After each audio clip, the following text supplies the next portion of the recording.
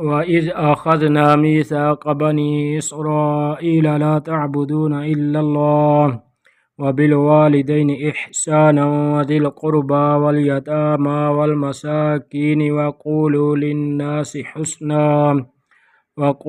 للناس حسنا وأقيموا الصلاة وآتوا الزكاة ثم توليتم إلا قليلا منكم وأنتم معرضون وإذ أخذنا ميثاقكم لا تسفكون دماءكم ولا تخرجون أنفسكم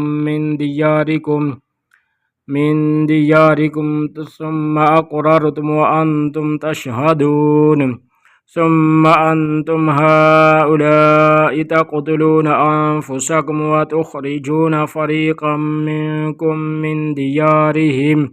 تظاهرون عليهم بالإثم والعدوان وإن يأتوكم أسارى تفادوهم وهو محرم عليكم إخراجهم أفتؤمنون ببعض الكتاب وتكفرون ببعض فما جزاء من يفعل ذلك منكم إلا خزي في الحياة الدنيا ويوم القيامة يردون إلى أشد العذاب وما الله بغافل عما تعملون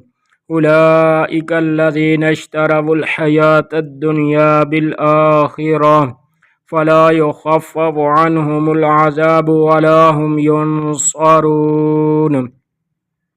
ولقد آتينا موسى الكتاب وقفينا من بعده بالرسل وآتينا عيسى ابن مريم البينات وأيدناه بروح القدس أفكلما جاءكم رسول بما لا تهوى أنفسكم استكبرتم ففريقا كذبتم وفريقا تقتلون وقالوا قلوبنا غلف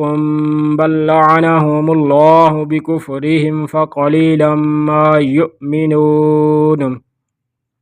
ولما جاءهم كتاب من عند الله مصدق لما معهم وكانوا من قبل يستفتحون على الذين كفروا فلما جاءهم ما عرفوا كفروا به فلعنة الله على الكافرين بئس ما اشتروا به أنفسهم أن يكفروا بما أنزل الله بغيا أن ينزل الله من فضله على من يشاء من عباده فباءوا بغضب على غضب وللكافرين عذاب مهين وإذا قيل لهم آمنوا بما أنزل الله قالوا نؤمن بما أنزل علينا ويكفرون بما وراءه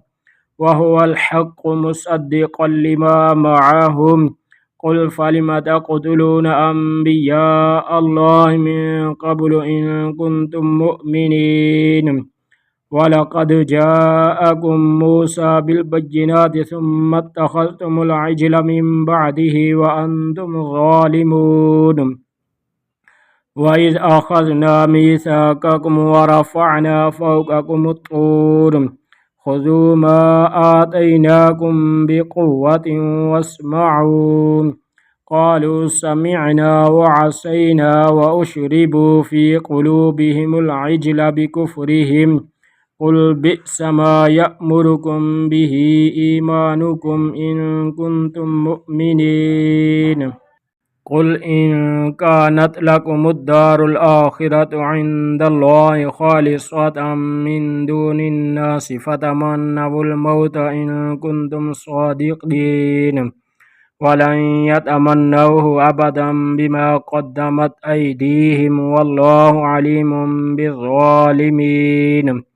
ولتجدنهم أحرص الناس على حياة ومن الذين أشركوا يود أحدهم لو يؤمر 1000 سنة وما هو بمزحزحه من العذاب أن يعمر والله بصير بما يعملون.